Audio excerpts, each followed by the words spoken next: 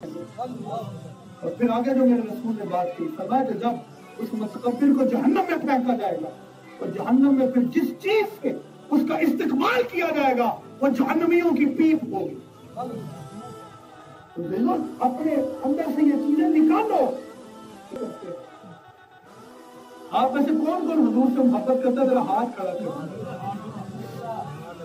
माशाअल्लाह कोई भी ऐसा नहीं है जो नहीं करता।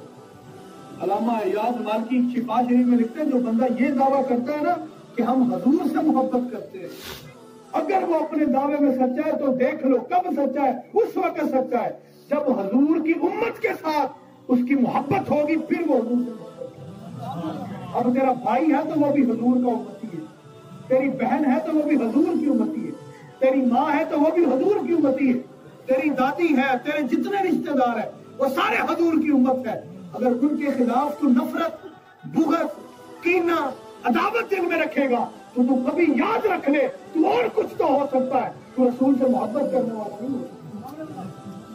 तो फिर एक और बात कर दूं, कुछ लोगों को ये वहम होता है, कुछ लोगों को ये वहम होता है कि वो जहां भी जिस मजलिस में बैठते हैं ना, लोगों के ऐब तलाश करते हैं।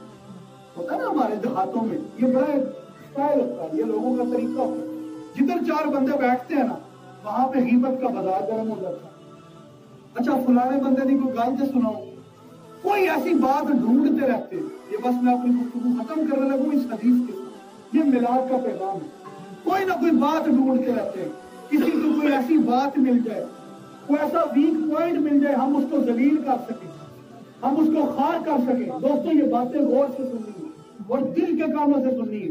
मेरे रसूल ने फरमाया जो बंदा ये कोशिश करता है ना, इसको भी अल्लामा समरकंदी ने नकल किया और हदीस में तिलाब के लफ्ज आए। फरमाया जो बंदा ये कोशिश करता है किसी की इज्जत को कम करो, किसी को ताना दूं, तेरी जात छोटी है, माज़अल्लाह तू फुला है, तू फुला है, तू फुला है, तू फुला है। फरमाया जो बंदा ये बात करता है, जो अपने दिल में बुग़्ज़ रखता है, जो किसी को ताना देता है, जो किसी के ऐब को तलाश करने की कोशिश करता है, जब बरोज़े क़यामत कब्र से उठेगा तो कुत्ते की शक्ल लेके उठेगा।